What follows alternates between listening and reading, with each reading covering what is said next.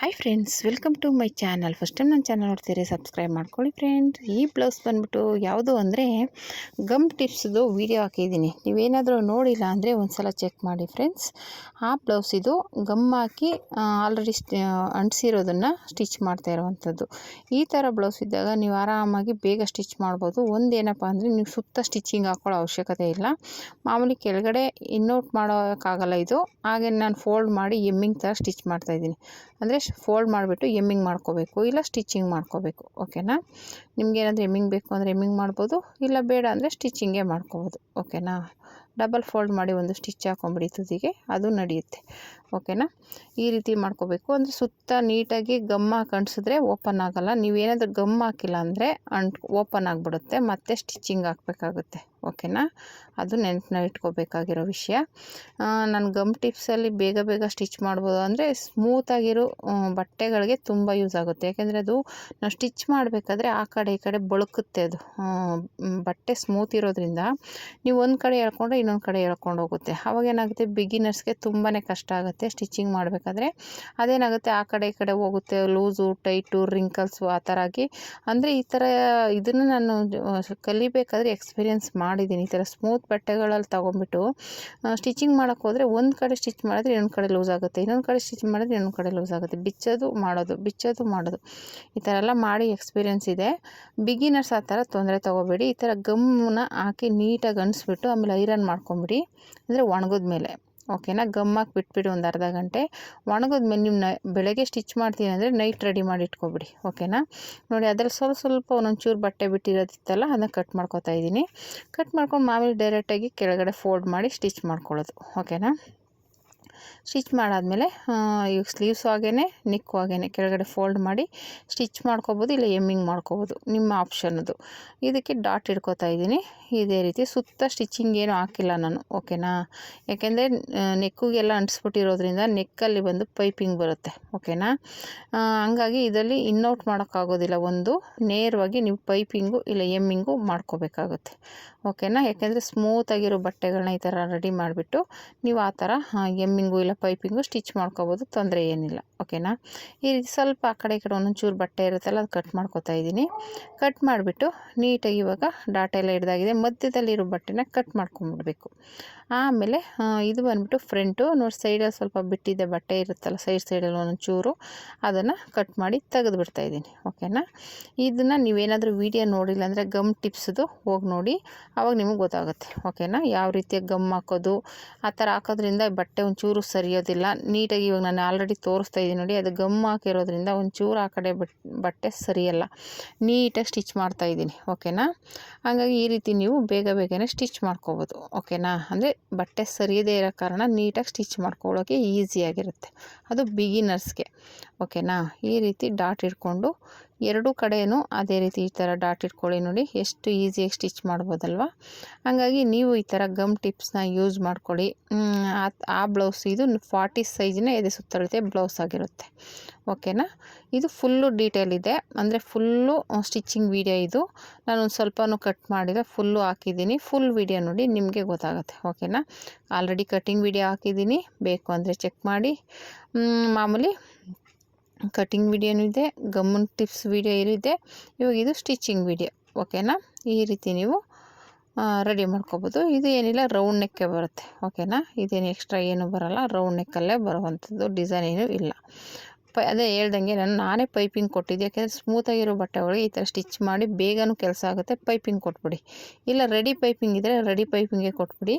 Already ready ಪೈಪಿಂಗ್ದು ಒಂದು video ಹಾಕಿದ್ದೀನಿ, check ಮಾಡಿ. ಯಾಕೆಂದರೆ ಸ್ಮೂತಾಗಿರೋ ಥ್ರೆಡ್ ಪೈಪಿಂಗು ಸ್ವಲ್ಪ ಚುಚ್ಚುತ್ತೆ ಅಂತಾರಲ್ಲ, ಆ ಥರ ಥ್ರೆಡ್ ಪೈಪಿಂಗ್ ಏನು ಡಿಫ್ರೆನ್ಸ್ ಇದೆ, ಯಾವುದು ಒಳ್ಳೆಯದು, ಯಾವುದು ತೊಗೊಂಡ್ರೆ ಚೆನ್ನಾಗಿರುತ್ತೆ ಅನ್ನೋದನ್ನು ವೀಡಿಯೋ ಮಾಡಿ ಹಾಕಿದ್ದೀನಿ, ಒಂದು ಸಲ ಚೆಕ್ ಮಾಡಿ. ಇದು ಬೆಲ್ಟು, ಎಕ್ಸ್ಟ್ರಾ ಬಟ್ಟೆ ಕಟ್ ಮಾಡ್ಕೊತಾ ಇದ್ದೀನಿ. 4 ಬೆಲ್ಟ್ ಬೇಕು. ಓಕೆನಾ? ಬೆಲ್ಟಲ್ಲಿ ಬಂದ್ಬಿಟ್ಟು ಲೈನಿಂಗು 4 ಬೇಕು, ಅಂದರೆ 2 ಕಡೆ 2 ಮೇನ್ ಪೀಸ್ 1, ಒಟ್ಟು 6 ಪೀಸ್ ಬೇಕಾಗುತ್ತೆ ನಮಗೆ ಬೆಲ್ಟ್ಗೆ. ಒಂದು ಸೈಡ್ಗೆ 3, ಇನ್ನೊಂದು ಸೈಡ್ಗೆ 3 ಬರುತ್ತೆ. ಓಕೆನಾ? ಫಸ್ಟು ಲೈನಿಂಗ್ನ ಒಂದು ಸೈಡ್ ಲೈನಿಂಗ್ ಹಾಕ್ಕೊಳ್ಳಿ, ಮತ್ತು ಮೇನ್ ಫ್ಯಾಬ್ರಿಕ್ ಹಾಕ್ಕೊಳ್ಳಿ, ಆಮೇಲೆ ಮತ್ತೆ ಲೈನಿಂಗ್ ಹಾಕ್ಕೊಳ್ಳಿ. ನಾನು ಇಲ್ಲಿ ತೋರಿಸ್ತಾ ಇದ್ದೀನಲ್ಲ, ಆ ಥರ ಆಪೋಸಿಟಾಗಿ ಇಟ್ಕೊಂಡೇ ಹಾಕ್ಕೋಬೇಕು. ನೀವು ಒಂಚೂರು ಆ ಕಡೆ ಈ ಕಡೆ ಹಾಕಿದ್ರು ಅದು 2 ಒಂದು ಸೈಡ್ ಆಗಿಬಿಡುತ್ತೆ. ಆಮೇಲೆ ಸ್ಟಿಚಿಂಗ್ ಮಾಡೋವಾಗ ಸ್ವಲ್ಪ ಪ್ರಾಬ್ಲಮ್ ಆಗುತ್ತೆ. ಓಕೆನಾ, ನೋಡಿಕೊಂಡು ಸ್ಟಿಚ್ ಮಾಡಿ. ಈಗ 3 ಬಟ್ಟೆನೂ 3 ಪೀಸನ್ನು ಒಂದೇ ಸಮ ಇಟ್ಕೊಂಡು ಸ್ಟಿಚ್ ಮಾಡ್ಕೊಳ್ಳಿ. ಓಕೆನಾ, ಒಂಚೂರು ಹೆಚ್ಚು ಕಮ್ಮಿ ಬರಬಾರ್ದು, ಒಂದೇ ಮಾರ್ಜಿನಲ್ಲಿ ಸ್ಟಿಚ್ ಮಾಡಿ. ಓಕೆನಾ, ಇವಾಗ ಇದ್ರದ್ದು ಸಪ್ರೇಟ್ ವೀಡಿಯೋ ಹಾಕಿದ್ದೀನಿ, ಬೆಲ್ಟ್ದೇನೆ, ಬರೀ ಬೆಲ್ಟ್ ಸ್ಟಿಚ್ ಮಾಡೋದು ಹೇಗೆ ಅಂತಲೇ ಒಂದು ವೀಡಿಯೋ ಹಾಕಿದ್ದೀನಿ.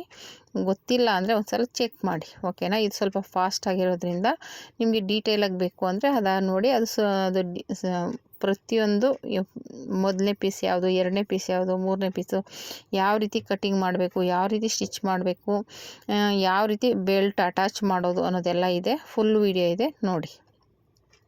ಈಗ ಮಧ್ಯದಲ್ಲಿ ಒಂದು ಪಾಯಿಂಟ್ ಹೊಲಿಗೆ ಹಾಕೋಬೇಕು ಲೈನಿಂಗ್ ಮೇಲೆ, ಮತ್ತು ಆಮೇಲೆ ಅದನ್ನ ಉಲ್ಟಾ ತಿರುಗಿಸಿ ಒಂದು ಪಾಯಿಂಟ್ ಹೊಲಿಗೆ ಹಾಕೋಬೇಕು. ಓಕೆನಾ, ಈ ರೀತಿ ಪಾಯಿಂಟ್ ಹೊಲಿಗೆಲ್ಲ ಹಾಕೊಂಡಾದ್ಮೇಲೆ ರೆಡಿ ಆಗುತ್ತೆ ಬೆಲ್ಟು. ಓಕೆನಾ, ಈ ರೀತಿ ರೆಡಿ ಮಾಡ್ಕೊಳ್ಳಿ ಬೆಲ್ಟ್ನ.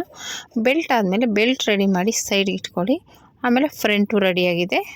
ಫ್ರಂಟ್ ರೆಡಿಯಾಗಿರೋದ್ರಿಂದ ಅಟ್ಯಾಚ್ ಮಾಡಿಬಿಡ್ಬೋದು, ಹಾಗೆಯೇ ತೊಂದರೆ ಏನಿಲ್ಲ. ಈ ರೀತಿ ಪಾಯಿಂಟ್ ಹೊಲಿಗೆ ಹಾಕೋದ್ಮೇಲೆ ನಾವು ಏನು ಮೇನ್ ಫ್ಯಾಬ್ರಿಕ್ ತೊಗೊಂಡಿರ್ತೀವಲ್ಲ ಆ ಅಳತೆಗೆ ಇನ್ನೆರಡು ಪೀಸನ್ನು ಕಟ್ ಮಾಡ್ಕೊಳ್ಳಿ. ಓಕೆನಾ, ಅದೇ ಸಮನಾಗಿ ಕಟ್ ಮಾಡಿಕೊಂಡು 2 ಪೀಸು ಲೈನಿಂಗು ಮತ್ತು ಮೇನ್ ಪೀಸು ಎರಡನ್ನೂ ಒಟ್ಟಿಗೆ ಒಂದು ಸ್ಟಿಚ್ ಮಾಡ್ಕೊಳ್ಳಿ. ಸಪ್ರೇಟಾಗಿ ಒಂದು ಪೀಸ್ ಮಾಡಿ. ಇದು ಇನ್ನೌಟ್ ಮಾಡೋಕ್ಕೆ, ಬೆಲ್ಟು ಇನ್ನೌಟ್ ಮಾಡೋದಕ್ಕೆ ಈ ಮೆಥಡಲ್ಲಿ ಯೂಸ್ ಮಾಡಿ. ಇದನ್ನೆಲ್ಲ ನೀವು ನೋಡಿರ್ಬೋದು, ಬೋಟಿಕ್ಗಳಲ್ಲಿ ಜಾಸ್ತಿ ಯೂಸ್ ಮಾಡ್ತಾರೆ. ನೀವು ಹಳ್ಳಿಗಳಲ್ಲಿ ಸ್ಟಿಚ್ ಮಾಡಿದ್ರೆ ಈ ಮೆಥಡ್ನ ಕಡಿಮೆನೇ ಸ್ಟಿಚ್ ಮಾಡೋದು. ಮಾಮೂಲಿ ಹಿಂದೆಗಡೆ ನೀವು ಸ್ಟಿಚ್ ಮಾಡಿರೋದು ಕಾಣಿಸುತ್ತೆ, ಬೆಲ್ಟು ಅಟ್ಯಾಚ್ ಮಾಡಿರೋದು, ಆ ರೀತಿ ಸ್ಟಿಚ್ ಮಾಡ್ತಾರೆ, ಇನ್ನೌಟ್ ಮಾಡೋದಿಲ್ಲ. ಓಕೆನಾ, ಇದು ಬೋಟಿಕ್ಗಳಲ್ಲಿ ಇದೇ ಮೆಥಡ್ನೇ, ಒಂಚೂರು ಸ್ಟಿಚಿಂಗ್ ಕಾಣಿಸ್ಬಾರ್ದು ಎಲ್ಲೂ, ಆ ಥರನೇ ಸ್ಟಿಚ್ ಮಾಡ್ತಾರೆ. ಯಾಕೆಂದರೆ ನಾನು ಒಂದು ಸ್ವಲ್ಪ ದಿನ ಬೋಟಿಕ್ಗಳಲ್ಲಿ ಕೆಲಸ ಮಾಡಿದ್ದೀನಿ. ಓಕೆನಾ, ಹಂಗಾಗಿ ನಮಗೆ ಅದೇ ಮೆಥಡೇ ಇರೋದು. ಆದರೆ ನಾನು ಸ್ವಲ್ಪ ಎರಡೂ ಮಿಕ್ಸ್ ಮಾಡ್ಕೊಂಡಿದ್ದೀನಿ. ಯಾಕೆಂದರೆ ಮೊದಲು ನಾನು ಮಾಮೂಲಿ ಕಟಿಂಗ್ ಕಲ್ತಿದ್ದೆ ಹಳ್ಳೀಲಿ, ಆಮೇಲೆ ಈ ಬೋಟಿಕ್ ಸ್ಟೈಲಲ್ಲಿ ಒಂಚೂರು ಕೆಲಸ ಮಾಡೋದ್ರಿಂದ ಅದು ಇದು ಎರಡೂ ಸೇರಿ ಮಿಕ್ಸ್ ಇದೆ. ಓಕೆನಾ, ಇವಾಗ ಇದು ಬೆಲ್ಟ್ ಅಟ್ಯಾಚ್ ಮಾಡ್ಕೋತಾ ಇದ್ದೀನಿ. ಆಲ್ರೆಡಿ ನಾವು ಫ್ರಂಟ್ ರೆಡಿ ಮಾಡ್ಕೊಂಡಿದ್ವಲ್ಲ, ಈಗ ಈ ರೀತಿ ಬೆಲ್ಟ್ ಅಟ್ಯಾಚ್ ಮಾಡ್ಕೊಳ್ಳಿ. ಇವಾಗ ಎರಡು ಪೀಸನ್ನು ಇದೇ ರೀತಿ ಸ್ಟಿಚಿಂಗ್ ಮಾಡ್ಕೊಂಬಿಟ್ಟು ಆಮೇಲೆ ಅದನ್ನು ಫೋಲ್ಡ್ ಮಾಡಿ ಇನ್ನೌಟ್ ಮಾಡಬೇಕಾಗುತ್ತೆ ಬೆಲ್ಟ್ನ. ಓಕೆನಾ, ನೋಡ್ಕೊಂಡು ಈ ಥರ ಸ್ಟಿಚ್ ಮಾಡಿಕೊಂಡು ಇವಾಗ ಇದನ್ನು ನೀಟಾಗಿ ಸ್ಟಿಚ್ ಮಾಡ್ಕೊಳ್ಳಿ. 2 ಪೀಸನ್ನು ಸ್ಟಿಚ್ ಮಾಡಿಬಿಟ್ಟು ನಾನು ಹೇಳ್ದಂಗೆ ಮಧ್ಯದಲ್ಲಿ ಫೋಲ್ಡ್ ಮಾಡಿಬಿಟ್ಟು ಸ್ಟಿಚ್ ಮಾಡ್ಕೋಬೇಕು. ಏನಕ್ಕಪ್ಪ ಅಂದರೆ ಆ ಸ್ಟಿಚಿಂಗ್ ಒಳಗಡೆ ಹೋಗುತ್ತೆ, ಮೇಲೆ ನಮಗೆ ಬಟ್ಟೆ ನೀಟಾಗಿ ಫಿನಿಶಿಂಗಾಗಿ ಕಾಣುತ್ತೆ. ಓಕೆನಾ, ಹಂಗಾಗಿ ಅದು ನೀಟಾಗಿ ಸ್ಟಿಚ್ ಮಾಡ್ಕೋಬೇಕು. ನೋಡಿ, ಈ ರೀತಿ ಫೋಲ್ಡ್ ಮಾಡಿ ಒಂದು 3 ಇಂದ 4 ಸಲ ಫೋಲ್ಡ್ ಮಾಡಿ ಈ ಥರ ಇಟ್ಕೊಂಡು ಸ್ಟಿಚ್ ಮಾಡ್ಕೊಳ್ಳಿ. ಇವಾಗ ಇದು ನಾನು ಅದಕ್ಕೇ ಇದು ಸ್ವಲ್ಪ ಫಾಸ್ಟ್ ಇದೆ. ನಿಮಗೆ ಫುಲ್ ವೀಡಿಯೋ ಡೀಟೇಲಾಗಿ ಬೇಕು ಅಂದರೆ ಅದು ನಿಧಾನಕ್ಕೆ ತೋರಿಸ್ಕೊಟ್ಟಿದ್ದೀನಿ, ಆ ವಿಡಿಯೋ ಚೆಕ್ ಮಾಡಿ, ಬೆಲ್ಟ್ ಸ್ಟಿಚಿಂಗ್ ವಿಡಿಯೋ. ಓಕೆನಾ, ಯಾಕೆಂದರೆ ನಾವು ಎಲ್ಲದರಲ್ಲೂ ಹಾಗೆ ತೋರ್ಸೋಕ್ಕಾಗೋದಿಲ್ಲ. ಫುಲ್ಲು ನಾವು ಇದಾಗಿ ತೋರಿಸ್ತೀವಿ ಅಂದರೆ ವಿಡಿಯೋ ಲೆಂತಿ ಆಗಿಬಿಡುತ್ತೆ. ನೋಡೋರ್ಗು ಏನಪ್ಪ ಇಷ್ಟು ಉದ್ದ ಇದೆ ವಿಡಿಯೋ ಅನಿಸ್ಬಿಡುತ್ತೆ. ಅಂದರೆ ಸ್ವಲ್ಪ ಇಂಟ್ರೆಸ್ಟ್ ಕೊಟ್ಟು ಕಲಿಯೋರ್ಗಾದರೆ ಏನೋ ಅನಿಸಲ್ಲ, ಸುಮ್ಮನೆ ನೋಡೋರಿಗೆ ಸ್ವಲ್ಪ ಬೋರ್ ಹೊಡಿಬೋದು. ಅಯ್ಯೋ ಏನು ಇಷ್ಟು ಉದ್ದ ಇದೆ, ಕಲಿಯೋದು ಹೆಂಗೆ ಅಂತ ಟೆನ್ಷನ್ ಆಗಿಬಿಡ್ತಾರೆ ಅನ್ನೋ ಕಾರಣಕ್ಕೋಸ್ಕರ ನಾನು ವಿಡಿಯೋನ ಫಾಸ್ಟ್ ಮಾಡಿದ್ದೀನಿ ಸ್ವಲ್ಪ. ಓಕೆನಾ, ಈ ರೀತಿ ಸ್ಟಿಚ್ ಮಾಡಿ ಉಲ್ಟಾ ತಿರುಗಿಸ್ಕೊಂಡ್ರೆ ಈ ರೀತಿ ಬಂತು ನೋಡಿ, ನೀಟಾಗಿ ಬಂತು. ಈಗ ಡಬಲ್ ಪಟ್ಟಿ ಸಿಂಗಲ್ ಪಟ್ಟಿ ರೆಡಿ ಮಾಡ್ಕೋಬೇಕು. ಇದಂತೂ ಸಖತ್ ಸ್ಮೂತ್ ಇದೆ ಬಟ್ಟೆ. ಇವಾಗ ಇದಕ್ಕೆ ನಾನು ಲೈನಿಂಗ್ನೇ ಕೊಡ್ತಾಯಿದ್ದೀನಿ, ಡಬಲ್ ಪಟ್ಟಿ ಸಿಂಗಲ್ ಪಟ್ಟಿ ಎರಡಕ್ಕೂ ಲೈನಿಂಗ್ ಪೀಸಲ್ಲೇ ಕೊಡ್ತಾಯಿದ್ದೀನಿ.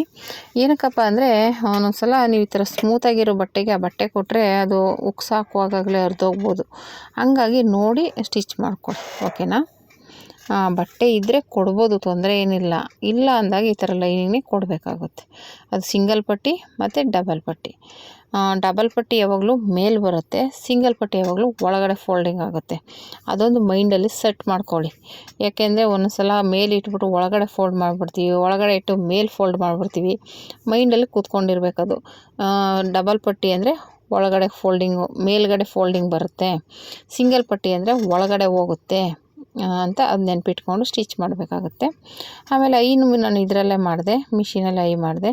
ಏನಕ್ಕಂದರೆ ಉಕ್ಸ್ ಮಾತ್ರ ಹಾಕ್ಕೋಬೋದು, ಐನ ಅದರಲ್ಲೇ ರೆಡಿ ಮಾಡಿಬಿಟ್ರೆ ಉಕ್ಸ್ ಹಾಕ್ಕೋಬೋದು. ಯಾಕೆಂದ್ರೆ ನನಗೆ ಉಕ್ಸ್ ಹಾಕೋರು ಊರಿಗೆ ಹೋಗಿರೋ ಕಾರಣ ಮಿಷಿನಲ್ಲೇ ಮಾಡಿಬಿಟ್ರೆ ಐ ಮಾಡಿಬಿಟ್ರೆ ಉಕ್ಸ್ ಹಾಕ್ಕೊಂಬಿಡ್ಬೋದು ಅನ್ನೋದು ಒಂದಿದು. ನಾವು ಎಷ್ಟೇ ಬಟ್ಟೆ ಹೊಲಿದ್ರೂ ಒಂದೊಂದ್ಸಲ ಈ ಸಣ್ಣ ಪುಟ್ಟ ಕೆಲಸ ಮಾಡೋಕ್ಕೆ ತುಂಬ ಇದಾಗುತ್ತೆ. ಹಂಗಾಗಿ ಒಂದು ಸ್ವಲ್ಪ ಕಷ್ಟ ಆಗುತ್ತೆ. ಇವಾಗ ಬೇರೆ ಬ್ಲೌಸ್ ಹೊಲಿಯೋದಿರುತ್ತೆ, ಇತ್ಲಾಗೆ ಮಿಂಗು ಉಕ್ಸ್ ಹಾಕಬೇಕು, ಆ ಥರ ಎಲ್ಲ ಇದ್ದಾಗ ಬೇಜಾರಾಗುತ್ತೆ. ಅದಕ್ಕೋಸ್ಕರ ಯಾರಾದರೂ ಕೆಲಸದವ್ರು ಇದ್ದರೆ ಆರಾಮಾಗಿ ಅವ್ರು ಕೊಟ್ಬಿಟ್ಟು ನಾವು ಬೇಗ ಬೇಗ ಸ್ಟಿಚಿಂಗ್ ಮಾಡ್ಬೋದು. ಅದನ್ನು ನಾವೇ ಮಾಡಬೇಕು ಅಂದಾಗ ಒಂಥರ ಸಖತ್ ಇರಿಟೇಷನ್ ಆಗುತ್ತೆ.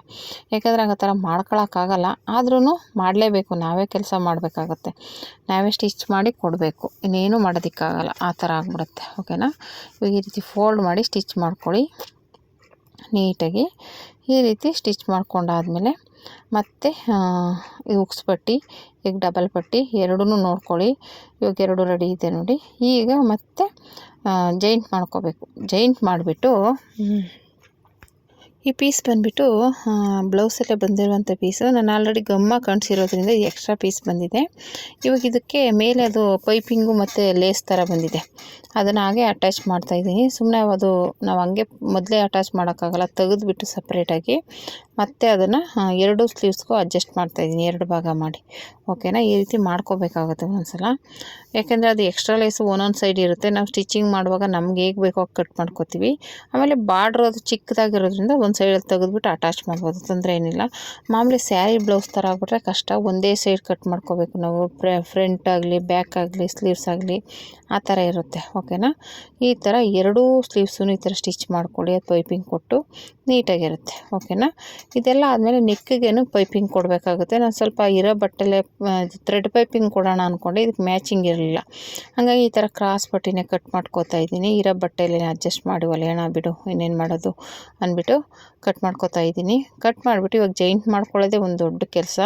ಬಿಗಿನರ್ಸು ನೀಟಾಗಿ ಸ್ಟಿಚ್ ಮಾಡ್ಕೊಳ್ಳೋದು ಆಪೋಸಿಟಾಗಿ ಇಟ್ಕೊಂಡು. ಇಲ್ಲ ಅಂದರೆ ಏನಾಗುತ್ತೆ, ನೀವು ಹೆಚ್ಚು ಕಡಿಮೆ ಕಟ್ ಮಾಡಿಕೊಂಡ್ರೆ ಅದು ನೀಟಾಗಿ ಬರೋಲ್ಲ ನಿಮಗೆ. ಪೈಪಿಂಗು ಒಂಥ ದಪ್ಪ ಒಂಥ ಸಣ್ಣ ಆ ಥರ ಬಂದುಬಿಡುತ್ತೆ. ನೀವು ನೀಟಾಗಿ ಒಂದೇ ಲೆವೆಲ್ಗೆ ಅದನ್ನು ಕಟ್ ಮಾಡಿಕೊಂಡ್ರೆ ಆವಾಗ ನೀಟಾಗಿ ಫಿನಿಶಿಂಗ್ ಬರುತ್ತೆ ಪೈಪಿಂಗು. ಓಕೆನಾ. ಸಣ್ಣದಾಗಿ ನೀಟಾಗಿ ಬರುತ್ತೆ. ಇಲ್ಲಾಂದರೆ ಏನಾಗುತ್ತೆ, ಒಂಥ ದಪ್ಪ ಬರುತ್ತೆ, ಒಂಥ ಸಣ್ಣ ಬರುತ್ತೆ. ನೀವು ಏನು ಸ್ಟಿಚ್ ಮಾಡಿರ್ತೀವಿ ಆ ಗಂಟು ದಪ್ಪ ಆಗಬಾರ್ದು.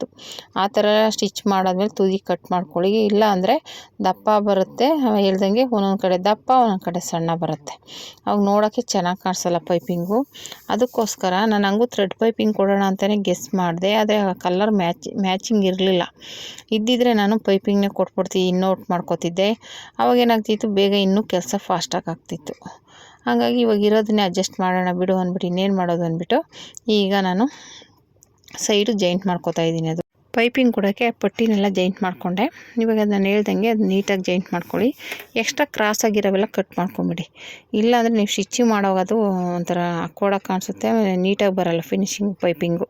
ಹಾಗಾಗಿ ಮತ್ತೆ ಕಟ್ ಮಾಡಿ ಅದೆಲ್ಲ ಮಾಡೋ ಬದಲು ಸ್ಟಿಚಿಂಗ್ ಮಾಡಿದಾಗಲೇ ನೀಟಾಗಿ ಒಂದು ಸಮನಾಗಿ ಕಟ್ ಮಾಡ್ಕೊಳ್ಳಿ. ಓಕೆನಾ. ಇವಾಗ ರೆಡಿ ಆಯಿತು. ಇವಾಗ ರೆಡಿ ಮಾಡಿಬಿಟ್ಟು ಇವಾಗ ಇದನ್ನು ನೀಟಾಗಿ ಸ್ಟಿಚ್ ಮಾಡ್ಕೋಬೇಕು. ನೆಕ್ಕಲ್ಲೂ ಅಷ್ಟೇ ಶೋಲ್ಡರ್ ಹತ್ರ ಏರುಪೇರು ಇದ್ದರೆ ಕಟ್ ಮಾಡ್ಕೊಳ್ಳಿ ಒಂದೇ ಸಮನಾಗಿ. ಆಮೇಲೆ ನೋಡ್ಕೊಂಡಾದ್ಮೇಲೆ ಕರೆಕ್ಟಾಗಿ ತುದೀಲಿ ಒಂದೇ ಮಾರ್ಜಿನಲ್ಲಿ ಸ್ಟಿಚ್ ಮಾಡಿ. ಓಕೆನಾ. ಇಲ್ಲಾಂದರೆ ಏನಾಗ್ಬಿಡುತ್ತೆ, ಒಂಚೂರು ಏರುಪೇರು ಆಗ್ಬಿಡುತ್ತೆ. ನೀವೇನಾದರೂ ಸ್ವಲ್ಪ ದಪ್ಪ ಸಣ್ಣ ಮಾಡಿದ್ರೆ ಪೈಪಿಂಗು ದಪ್ಪ ಸಣ್ಣ ಬರುತ್ತೆ. ನೀವು ಒಂದೇ ಮಾರ್ಜಿನಲ್ಲಿ ಬಂದರೆ ಸ್ಟಿಚಿಂಗು ಪೈಪಿಂಗ್ ಮಾಡಿದಾಗ ಒಂದೇ ಸಮನಾಗಿ ಬರುತ್ತೆ. ಓಕೆನಾ.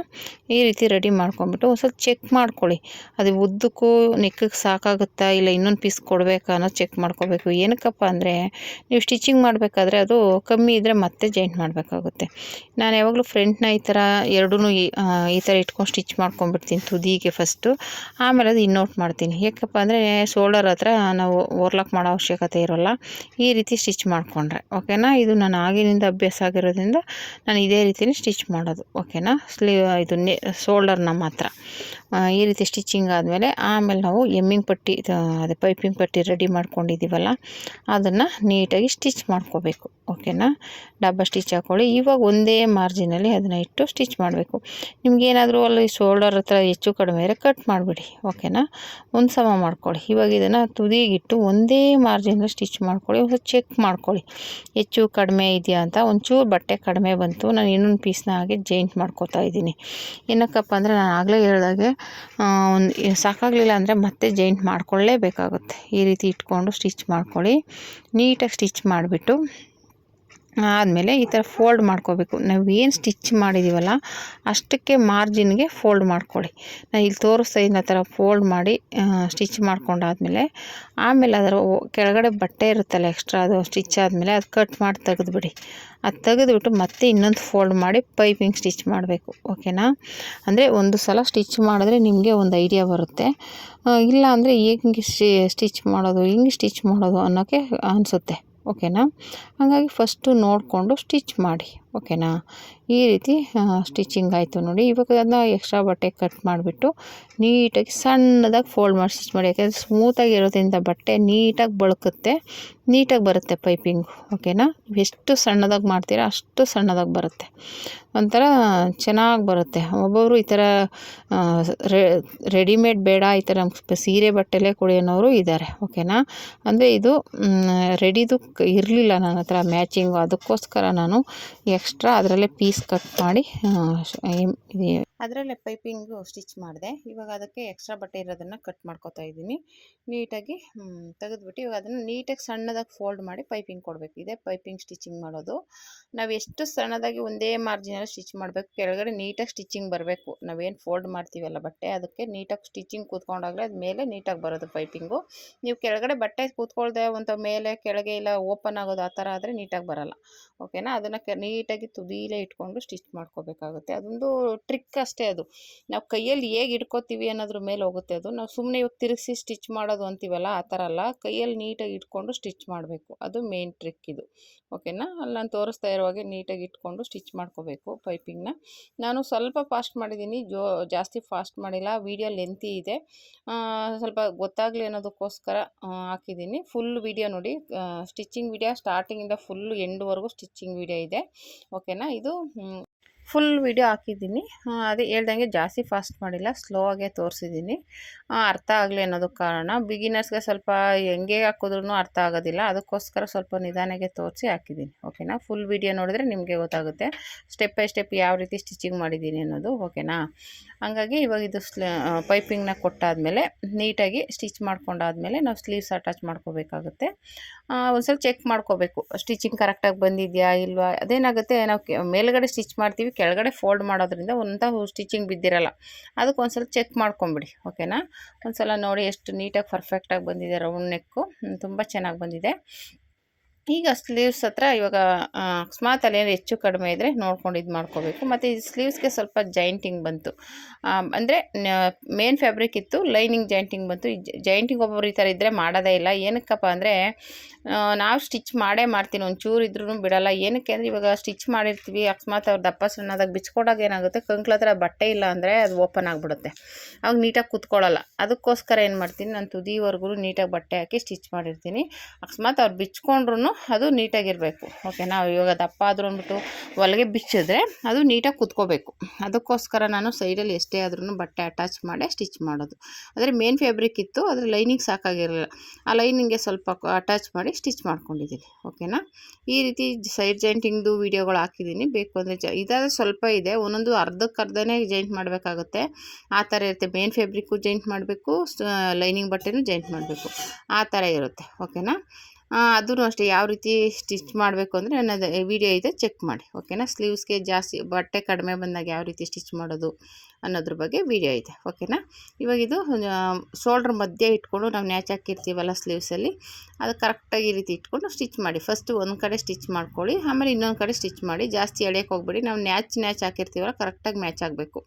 ಆ ಥರ ಎರಡನ್ನೂ ಇಟ್ಕೊಂಡು ಸ್ಟಿಚ್ ಮಾಡಿದ್ರೆ ನಮಗೆ ಬ್ಲೌಸು ಸ್ಲೀವ್ಸ್ ಅಟ್ಯಾಚಿಂಗ್ ಆಗುತ್ತೆ. ನೋಡಿಕೊಂಡು ನೀಟಾಗಿ ಈ ರೀತಿ ಸ್ಟಿಚ್ ಮಾಡ್ಕೊಳ್ಳಿ. ಓಕೆನಾ? ಎರಡೂ ಸ್ಲೀವ್ಸು ಅಷ್ಟೇ, ನಾವು ಒಂದು ತೋರಿಸ್ಬಿಟ್ಟು ಒಂದು ಬಿಡ್ಬೋದು, ಆದರೆ ನಾನು ಎರಡೂ ತೋರಿಸಿದ್ದೀನಿ. ನಾವು ಹೇಗೆ ಸ್ಟಿಚ್ ಮಾಡ್ತೀವಿ ಅನ್ನೋದು ಒಂದು ಗೊತ್ತಾಗ್ಲಂತೆ. ಒಂದು ತೋರಿಸಿದ್ಮೇಲೆ ಇನ್ನೊಂದು ಸ್ಲೀವ್ಸ್ ಹೆಂಗೆ ಅಟ್ಯಾಚ್ ಮಾಡಿದ್ರು ಅನ್ನೋರು ಇರ್ತಾರೆ. ಓಕೆನಾ? ಬಿಗಿನರ್ಸ್ಗೆ ಸ್ವಲ್ಪ ಕನ್ಫ್ಯೂಸ್ ಆಗುತ್ತೆ, ಈಗ ಒಂದು ತೋರಿಸಿದ್ರು ಇನ್ನೊಂದು ತೋರಿಸಿಲ್ಲ ಅನ್ನೋ ಥರನೂ ಇರುತ್ತೆ. ಹಂಗಾಗಿ ನಾನು ಯಾವುದೂ ಕಟ್ ಮಾಡಿಲ್ಲ, ಒಟ್ಟಿನಲ್ಲಿ ಎಲ್ಲ ಇದೆ, ಅಂದರೆ ಸ್ವಲ್ಪ ಫಾಸ್ಟ್ ಮಾಡಿದ್ದೀನಿ. ಓಕೆನಾ? ವೀಡಿಯೋನ ಸ್ವಲ್ಪ ಫಾಸ್ಟ್ ಮಾಡಿದ್ದೀನಿ, ಯಾಕಂದರೆ ವೀಡಿಯೋ ಲೆಂತಿ ಆಗಿಬಿಟ್ರೆ ನಿಮಗೂ ನೋಡೋಕ್ಕೆ ಬೇಜಾರಾಗುತ್ತೆ ಅಂದ್ಬಿಟ್ಟು ಇದು ಮಾಡಿದ್ದೀನಿ. ಒಬ್ಬರು ಸಿಸ್ಟರ್ ಹಂಗೂ ಎಡಿಟ್ ಮಾಡ್ದೇ ಹಾಕಿ ಅಂದಿದ್ರು, ಆದರೂ ಅಷ್ಟು ಎಡಿಟ್ ಮಾಡದೆ ಹಾಕಿದ್ರೆ ನಿಮಗೆ ಅರ್ಧ ಅವರು 1 ಅವರು 3/4 ಅವರು ಹಂಗಾಗ್ಬಿಡುತ್ತೆ. ಒಂದು ಲೈನಿಂಗ್ ಬ್ಲೌಸ್ ಹೊಲಿಯೋಕ್ಕೆ ಸುಮಾರಾಗಿ ಅಂದ್ರೂ ಒಂದು 3/4 ಗಂಟೆ 30 ನಿಮಿಷ ಇಲ್ಲ 40 ನಿಮಿಷ ಬೇಕೇ ಬೇಕು. ಫಾಸ್ಟಾಗಿ ಹೊಲಿಬೋದು, ಆದರೆ ಅದ್ರಲ್ಲಿ ಮತ್ತೆ ಅವಾಗ ಎಲ್ಲ ಫುಲ್ಲು ಡೀಟೇಲಾಗಿ ಹಾಕ್ತೀನಿ ಅಂದರೆ ಎಲ್ಲನೂ ಎಡಿಟ್ ಮಾಡಾಕ್ತೀನಿ ಅಂದರೆ 30 ನಿಮಿಷ ಆಗೇ ಆಗುತ್ತೆ. ಓಕೆನಾ. ಇವಾಗ ಈ ರೀತಿ ಸೈಡ್ನ ಜಾಯಿಂಟ್ ಮಾಡಿಕೊಂಡು ಸ್ಲೀವ್ಸ್ನ ಜಾಯಿಂಟ್ ಮಾಡ್ಕೊಂಡಾಯಿತು. ಇವಾಗ ಅದು ಡಬ್ಬ ಸ್ಟಿಚ್ ಹಾಕ್ಕೊಳ್ಳಿ. ಯಾವುದೇ ಆದರೂ ಅಷ್ಟೇ ಡಬ್ಬ ಸ್ಟಿಚ್ ಹಾಕೋದ್ರಿಂದ ನೀಟಾಗಿ ಇರುತ್ತೆ, ಫಿನಿಶಿಂಗ್ ಇರುತ್ತೆ, ಬಾಳಿಕೆ ಬರುತ್ತೆ. ಓಕೆನಾ. ಈ ರೀತಿ ಸ್ಟಿಚ್ ಮಾಡ್ಕೊಂಡಾದಮೇಲೆ ಸೈಡ್ ಜಾಯಿಂಟ್ ಮಾಡ್ಕೋಬೇಕಾಗುತ್ತೆ. ಓಕೆನಾ. ಈ ರೀತಿ ಸೈಡ್ ಜಾಯಿಂಟ್ ಮಾಡ್ಕೊಳ್ಳಿ. ನೋಡಿ ನೀಟಾಗಿ ಫಿನಿಶಿಂಗ್ ಬಂತು. ಇವಾಗ ಆಲ್ರೆಡಿ ನಾನು ಮಾರ್ಕ್ ಮಾಡಿದ್ನಲ್ಲ, ಅದಕ್ಕೆ ಫ್ರಂಟ್ಗೂ ಮಾರ್ಕ್ ಮಾಡ್ಕೊಂಡ್ಬಿಟ್ಟು ಇವಾಗ ಸೈಡ್ ಜಾಯಿಂಟ್ ಮಾಡ್ಕೋಬೇಕಾಗುತ್ತೆ. ಆಮೇಲೆ ಸೈಡಲ್ಲಿ ಜಾಯಿಂಟ್ ಮಾಡುವಾಗ ಒಂಚೂರು ಫ್ರಂಟಲ್ಲೇ ಜಾಸ್ತಿ ಬಂತು ಬಟ್ಟೆ, ಅದು ಡಾಟ್ ಇಟ್ಕೊಂಡೆ. ಯಾಕೆಂದರೆ ನಾನು ಆಲ್ರೆಡಿ ಅದ್ರ ಬಗ್ಗೆನೂ ವೀಡಿಯೋ ಹಾಕಿದ್ದೀನಿ. ಹಿಂದೆ ಜಾಸ್ತಿ ಬಂದರೆ ಏನು ಮಾಡಬೇಕು ಬಟ್ಟೆ, ಮುಂದೆ ಜಾಸ್ತಿ ಬಂದರೆ ಫ್ರಂಟಲ್ಲಿ ಜಾಸ್ತಿ ಬಂದರೆ ಏನು ಮಾಡಬೇಕು ಅನ್ನೋದನ್ನು ವೀಡಿಯೋ ಹಾಕಿದ್ದೀನಿ. ನಿಮ್ಗೇನಾದರೂ ಗೊತ್ತಾಗಿಲ್ಲ ಅಂದರೆ ಚೆಕ್ ಮಾಡ್ಕೊಳ್ಳಿ. ಓಕೆನಾ. ನೋಡಿ ಡಾಟ್ ಇರುತ್ತೆ ಸ್ವಲ್ಪ. ಇವಾಗ ಸ್ಟಿಚ್ ಮಾಡ್ಕೋಬೇಕು. ಯಾಕೆಂದರೆ ಅಲ್ಲಿ ಸ್ವಲ್ಪ ಬಟ್ಟೆ ಜಾಸ್ತಿ ಬಂದಾಗ ಅಲ್ಲಿ ಇಟ್ಕೋಬೇಕಾಗುತ್ತೆ, ಇಲ್ಲ ಕಂಕ್ಳ ಹತ್ರ ಹಿಡಿಬೇಕು. ಅದ್ರ ಬಗ್ಗೆನೇ ನಾನು ವೀಡಿಯೋ ಫುಲ್ ಡೀಟೇಲಾಗಿ ಹಾಕಿದ್ದೀನಿ, ಬೇಕು ಅಂದರೆ ಚೆಕ್ ಮಾಡಿ. ಓಕೆನಾ. ಈ ರೀತಿ ಸ್ಟಿಚ್ ಮಾಡಿಕೊಂಡ್ರೆ ಸೈಡ್ ಸ್ಟಿಚ್ ಮಾಡಿ ಆಮೇಲೆ ಅಲ್ಲಿ ಬಂದುಬಿಟ್ಟು ನಿಮಗೆ ಎಷ್ಟು ಸ್ಟಿಚ್ ಬೇಕು ಅಷ್ಟು ಹಾಕ್ಕೋಬೋದು, ತೊಂದರೆ ಏನಿಲ್ಲ. ನಾನು 3ರಿಂದ 4 ಅಂತೂ ಸ್ಟಿಚ್ ಹಾಕ್ತೀನಿ. ನಾನು ಯಾವುದೇ ಬ್ಲೌಸ್ ಆದರೂ ಅಷ್ಟೇ ನನಗೆ ಅದು ಅಭ್ಯಾಸ ಆಗೋಗಿದೆ. ಒಬ್ಬರು 2 ಹಾಕಿರ್ತಾರೆ, ಇಲ್ಲ 3 ಹಾಕಿರ್ತಾರೆ.